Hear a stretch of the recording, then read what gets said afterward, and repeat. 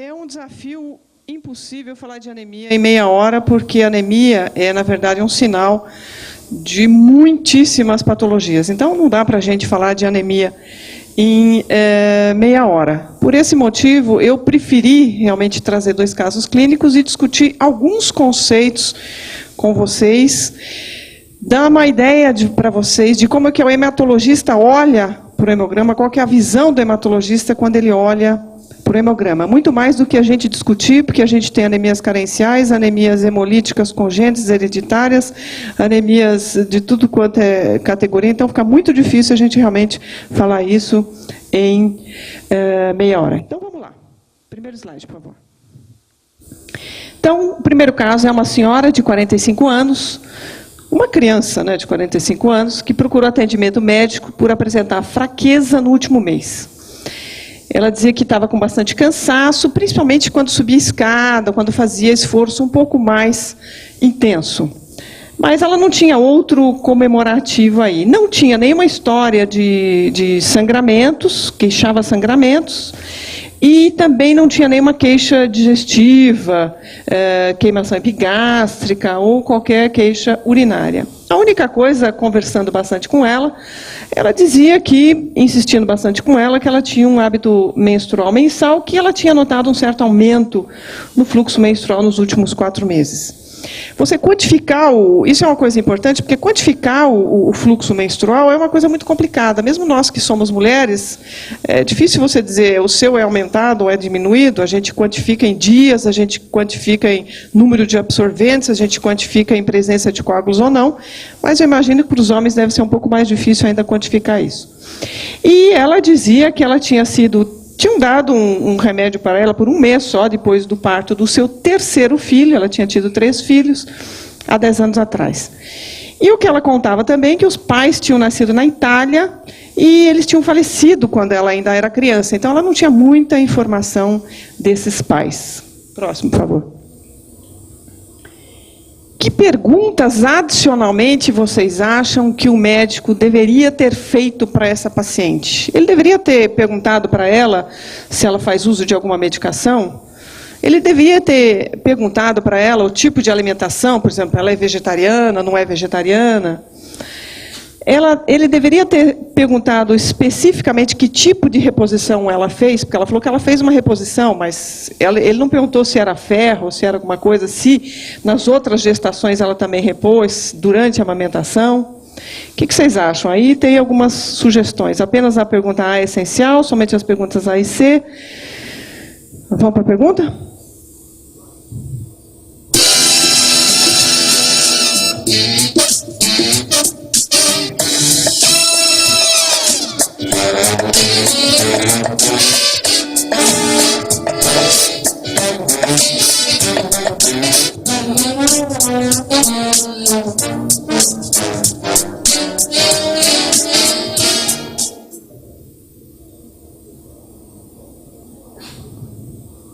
Muito bom. Então, acho que está todo mundo bem acordado, né?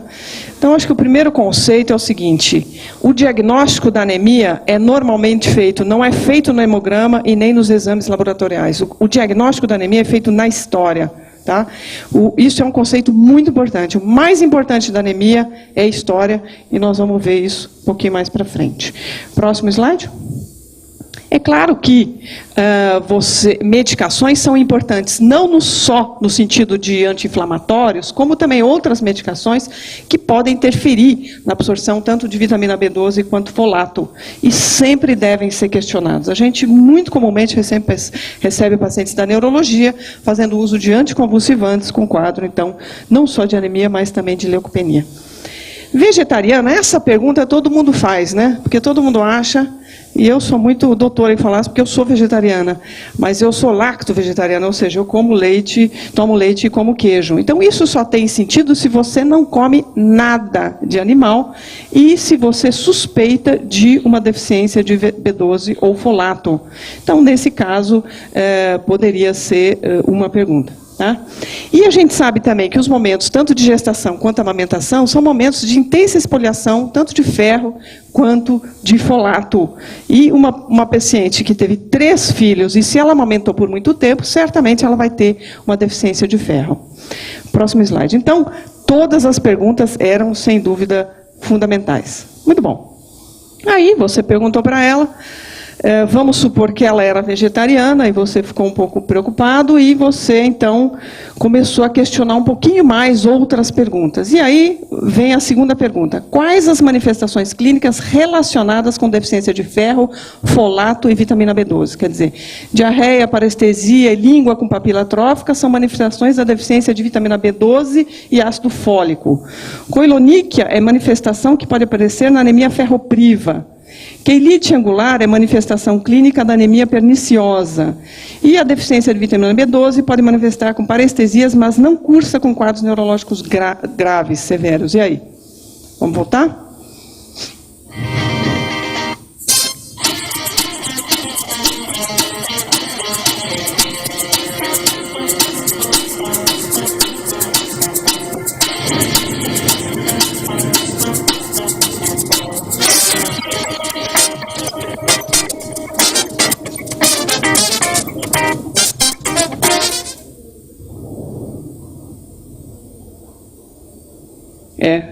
Essa é a pegadinha do dia para ver se vocês estão acordados, né? Então, na verdade, a deficiência de ácido fólico, tá, não cursa com manifestação neurológica, só deficiência de vitamina B12. Seguinte. Slide seguinte. Então, a resposta certa seria a coiloníquia. A coiloníquia é essa unha em aspecto de colher, que é uma manifestação clínica da anemia ferropriva. A queilite angular também é uma manifestação da anemia ferropriva. Tá? E essa língua careca, ela é a manifestação característica tanto da deficiência de B12 quanto de folato. E pacientes com deficiência de B12, as alterações neurológicas na deficiência de B12, né, ácido fólico não dá, elas podem ir até quadros muito graves. Nós temos pacientes que chegam para a neurologia com suspeita de esclerose múltipla, nós já tivemos pacientes com paraparesia espástica, também da neurologia, quer dizer, pode cursar com quadro neurológico muito grave, então ficar atento para essa situação, que a deficiência de B12 pode dar desde uma parestesia leve até um quadro neurológico bastante grave. E essa é uma das coisas muito simples de você fazer no exame clínico. Muitos pacientes, quando eu peço para tirar a língua, eles falam assim, doutor, nunca ninguém pediu para ver minha língua. E eu digo, mas eu peço para ver sua língua. Porque esse é um exame facílimo de ser feito, na verdade, só pedir para o paciente abrir a boca, e eu já salvei o paciente de fazer quimioterapia para leucemia mieloide aguda, simplesmente pedindo para abrir a boca. Porque algumas alterações da anemia megaloblástica para o patologista são tão intensas do ponto de vista morfológico que ele pode erroneamente dizer que isso é uma leucemia mieloide aguda. Então, é muito importante, quer dizer, é uma coisa muito simples de ser feita, por isso que eu volto a insistir. O diagnóstico da anemia é feito pela história e pelo exame clínico detalhado. E disso faz parte pedir para ver a língua. Tá? Seguinte. Muito bom. Aí, nesses pacientes, o que tinha essa paciente? Na verdade, não tinha nada muito além daquilo da história clínica. Ela não fazia uso de medicações, ela dizia que era vegetariana, mas comia leite e ovos. E, na verdade, a língua também não estava atrófica, e ela tinha uma função cardíaca estável e não tinha nenhuma outra alteração no exame clínico. Portanto, é um paciente com exclusivamente anemia. Tá? E aí foi pedido um hemograma da paciente. Seguinte. Bom, o que chamava atenção nesse caso do hemograma? Era uma paciente que tinha uma anemia acentuada, tá? E o que chamava atenção, uma coisa, esse é o olhar do hematologista, né? Ela tinha um volume corpuscular médio, ou seja, o tamanho da hemácia era bastante pequeno, reduzido, e a hemoglobina corpuscular média também era bastante reduzida, ou seja, era uma hemácia pequena, bastante transparente para nós. Tá? Glóbulos brancos estavam normais e as plaquetas levemente alteradas. Aparentemente, a contagem de reticulócitos era normal, e nós vamos discutir isso um pouco para frente. E tinha o que a gente chama de RDW, né, um pouco elevado. Vamos discutir isso também. Seguinte. Isso é uma coisa fundamental. A contagem de reticulócito, ela precisa ser corrigida para anemia, porque, obviamente, toda vez que você tem anemia, você vai ter uma resposta da medula óssea. Então, a gente não pode considerar, pode voltar um pouquinho o último slide, por favor? A gente não pode considerar essa contagem de reticulócito simplesmente que a máquina nos dá, tá? Então, aqui seria até uma contagem de reticulócito alto. O que é o reticulócito? É a hemácia jovem, em uma paciente com anemia. Seguinte.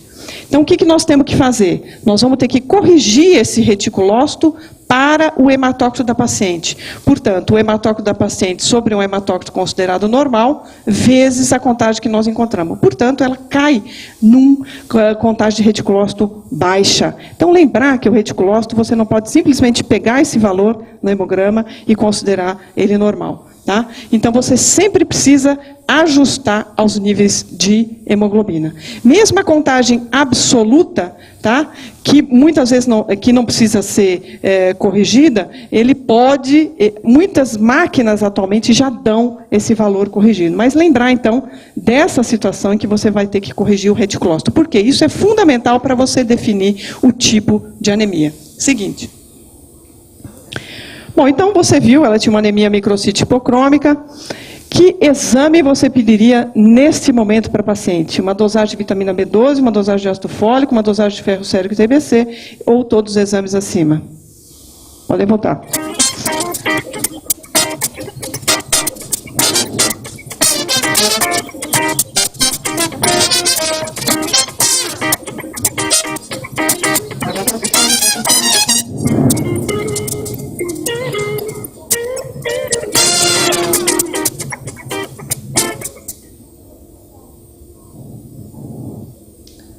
Pois é.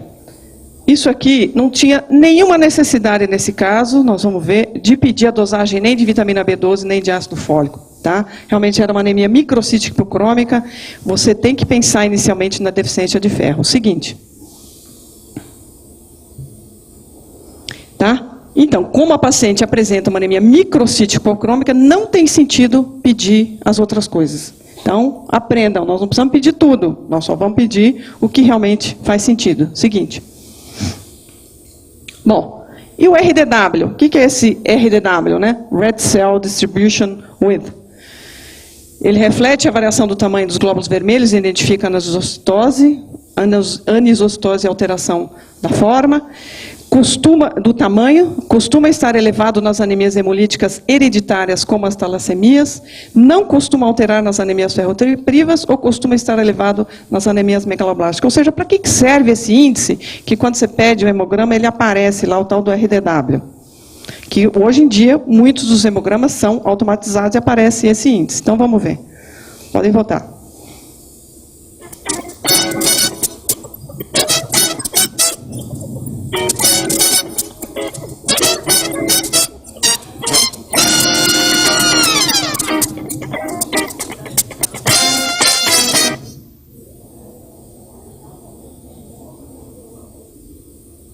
Muito bom, está todo mundo já sabendo. Ele realmente reflete a variação do tamanho dos glóbulos vermelhos. Desculpa. Seguinte. Para que nós, hematologistas, usamos o RDW? Isso não é algo 100%. Então, vocês vão ver que você pode cair do cavalo. Mas, normalmente, a anemia ferropriva, que é microcítica hipocrômica, tem uma variação maior nos glóbulos brancos do que as anemias ferroprivas. Então, quando a gente vê uma anemia microcítica hipocrômica com RDW alto, normalmente a gente pensa em anemia ferropriva. Mas isso não é 100%, tá? Mas pode te ajudar. Mas dá uma ideia, como hoje é tudo automatizado, que quando você tem um RDW alto, que está tendo uma variação grande dentro do tamanho dessas hemácias. Seguinte. Muito bom. Então, a primeira olhada do hematologista para o hemograma é no tamanho da hemácia. Seguinte. Então, o que a gente diz? Bom, é uma anemia macrocítica, é uma anemia microcítica, é uma anemia normocítica, e aí a gente tem as causas mais comuns, né? Anemia ferropriva, que é microcítica hipocrômica, a talassemia, as anemias do Mediterrâneo, que são microcítica hipocrômicas, a anemia perniciosa, que é a deficiência do fator intrínseco B12, que é macrocítica, e a deficiência de folato. Lembrando que a anemia da doença crônica, isso que eu gostaria de frisar aqui, ela pode ser microcítica hipocrômica, mas pode ser normocítica normocrômica. Aliás, 80% é normocítica hipocrômica e 20% são só microcíticas. Aqui é normo, desculpa, saiu errado. Seguinte. Então, aqui de novo. Então, a gente olha, aqui tem outras causas. Lembrar que hipotiroidismo é uma causa comum também de anemia, na verdade, de pancitopenia, tá? O hipotiroidismo. Então, vocês vão ver, por isso não dá para dar aula de anemia, porque anemia é um sinal de muitas situações diferentes. Síndrome asmelodysplasticas é um capítulo à parte, não vou entrar nesse detalhe, porque vai ter uma aula, hoje no final da tarde, da doutora Maria, exatamente sobre esse aspecto. Seguinte. Muito bem.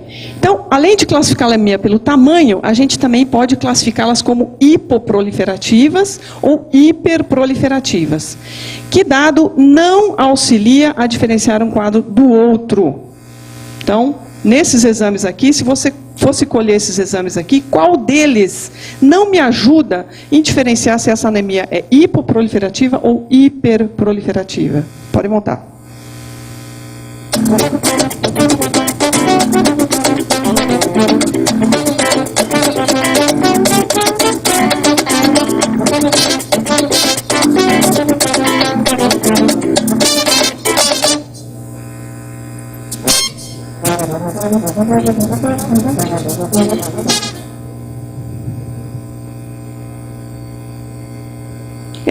Essa pergunta, na verdade, não tem resposta. Por quê? Porque todas elas...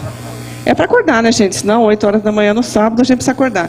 Todas elas podem, a menos, realmente, é a necessidade transfusional, nesse sentido, 50% está correto.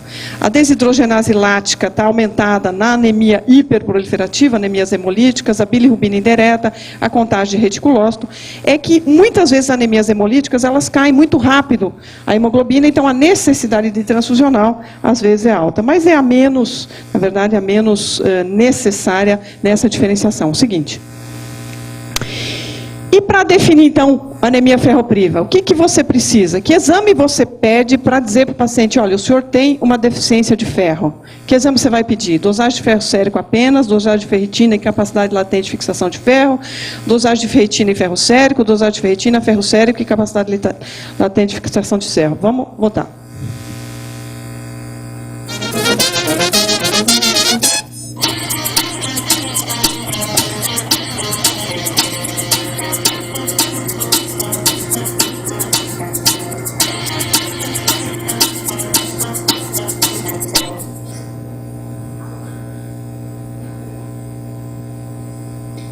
A correta é realmente essa, você precisa desta combinação seguinte.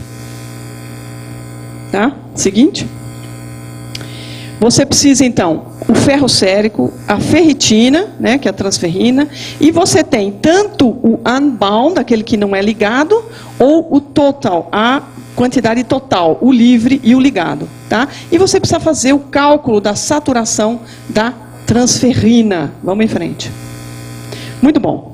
Nós vamos voltar nesse sentido. Deixa eu só mais uma perguntinha aqui. Sendo anemia microcítica hipocrômica, diagnóstico diferencial de anemia ferropriva e anemia das doenças crônicas, qual resultado abaixo seria sugestivo de anemia da doença crônica? Lembrem que a anemia da doença crônica também pode dar microcitose e hipocromia. Como é que você poderia diferenciar uma anemia ferropriva da anemia das doenças crônicas, baseado nesses exames que você colheu agora? Pode votar.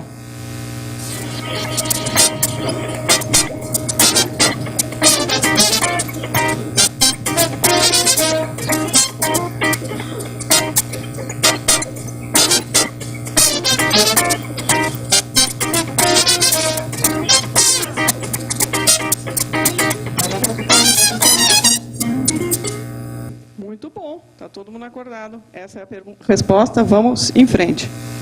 Muito bom, então como é que você faz isso? O mais importante, sendo o ferro um elemento que fica basicamente em estoque e não fica fora, ele não fica circulando no sangue, a dosagem de ferro sérico isoladamente não tem nenhum valor. Tá? A única coisa que a gente precisa lembrar, quando a gente faz o cálculo da saturação da transferrina, é se a gente tem o TIBC disponível ou o IBC disponível.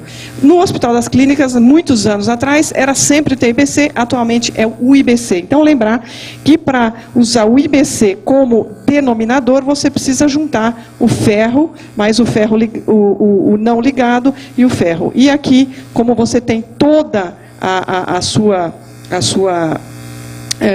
todo o ferro, você só usa ele isoladamente. E o valor normal, você precisa ter uma saturação de pelo menos 15%. Tá? Então vamos ver esses exemplos. Seguinte.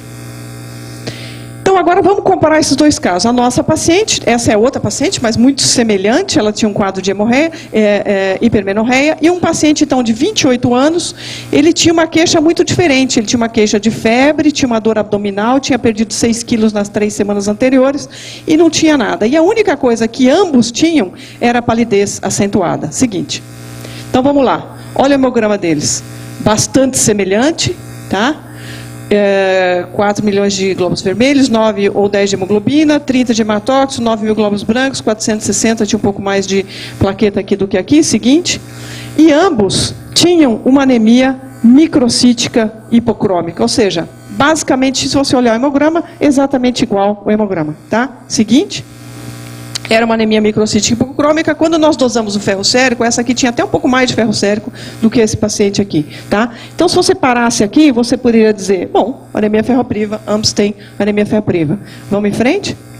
E aí, nós fomos ver o IBC 421 em comparação ao IBC aqui 71. Seguinte.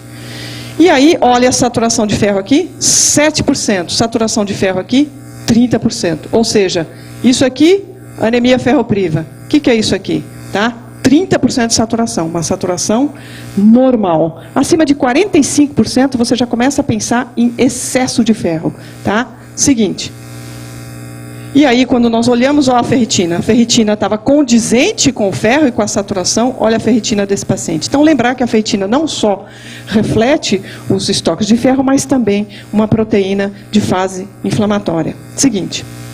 Tá? Então, a gente tem esse quadrinho, né, que a gente costuma usar para tentar diferenciar as anemias ferroprivas da anemia da doença crônica, da talassemia. Lembrando, a única coisa que eu quero lembrar da hemociderose, isso é uma coisa que muitas vezes a gente nem pensa, a gente pensa, bom, 45%, 50% está normal, quer dizer, passou de 45%, 50%, você já pode pensar em excesso de ferro. Tá? Lembrando, então, que a TIBC, diferente da anemia ferropriva, na anemia doença crônica está baixa, tá? A saturação da transferrina é que faz a diferenciação também, tá? E a ferritina, que está baixa na anemia ferropriva, vai estar normal ou alta na anemia da doença crônica. Seguinte. Tá? Então, lembrando, reforçando só esse caso. Seguinte. Por que isso? O ferro nosso, ele fica basicamente estocado, como eu falei para vocês, ele praticamente não fica solto. E como ele também basicamente é reciclado, ou seja, a gente não tem muito ferro pela dieta e nem não é muito importante o que a gente come de ferro, o vegetariano não tem problema de anemia ferropriva, tá? A não ser que ele tenha um aumento da perda sanguínea. Seguinte, e por que essa anemia da doença crônica? Nós temos esse peptídeo, essa proteína, essa hepcidina, que é produzida no fígado, por isso pacientes também com hepatopatia podem ter ferritina bastante elevada. Seguinte, que eu brinco que ele é o porteiro, né? O porteiro, então o ferro, ele entra via ferroportina, tá? E é a ferroportina que faz esse transporte tanto da lúmen do intestino para dentro, como para dentro das células. E a hepcidina, o que ela faz? Ela gruda aqui nessa ferroportina, ela internaliza a ferroportina e degrada a ferroportina. Com isso, o ferro não consegue ser colocado nem para dentro, nem para fora das células. Ele fica todo lá dentro. Seguinte, tá? Pelo tempo vamos continuar, essa é a mesma, na verdade é a mesma história, pode seguir em frente, tá? A história da ferroportina, pode seguir. Tá? E quando a gente olha a medula óssea, apesar do paciente ter uma microcitose de hipocromia, ele está cheio de ferro, ou seja, os estoques de ferro estão todos cheios. Mas ele não consegue circular esse ferro por conta da hepcidina. Seguinte. Então, esse paciente então, da doença crônica, como é que você vai tratar a doença crônica? Você vai tratar a doença de base. Esse paciente era um paciente nosso com doença de Hodgkin, que é muito comum, os residentes até ficam bravos comigo quando chega paciente com adenomegalia suspeita de linfoma. Eu olho assim, microcistose e hipocromia, e falo assim, não precisa nem do patologista, isso aqui é Hodgkin. Doutora Belinda, eles ficam bravos comigo, mas é isso mesmo. Hodgkin é muito comum, porque libera muita IL-6, que é uma das que estimula a produção de hepcidina. Tá? Então, o que nós fizemos nesse paciente? Nada, nós fizemos quimioterapia, nada não, né? Fizemos quimioterapia para a doença de Hodgkin e sem nenhuma reposição de ferro, só liberando esses estoques de ferro, esse paciente voltou ao nível normal de hemoglobina. Vocês viram que ele tinha um quadro realmente catabólico bastante acentuado. Seguinte. Então, a anemia ferropriva não é diagnóstico de nada, de absolutamente nada. Então, quando você faz, você precisa identificar a causa. Em mulheres, obviamente, 95% das vezes vai ser por causa ginecológica, as mulheres em idade fértil, mas lembrar que você, antes de suplementar o ferro, você precisa identificar a causa da deficiência de ferro. Tá? Seguinte. Então, novamente, lembrando agora só rapidinho, não vou entrar nesse detalhe das macrocíticas, vocês vão discutir a síndrome dysplásica, seguinte. Então, só para fechar, qual que é a olhada do hematologista para o hemograma? Primeira coisa, o que ele vai olhar? O volume. Tá? Então, ele vai olhar o volume corpuscular médio, baixo, normal ou alto. Baixo, ele vai pensar anemia ferropriva, talassemia, anemia da doença crônica. Daí a história ser fundamental. Alto, o que ele vai pensar? Deficiência B12, folato, síndrome dysplásica, uso de medicações. No caso do VCM normal, o que nós vamos olhar? Aí nós vamos para o reticulócito. Tá? Reticulócito baixo.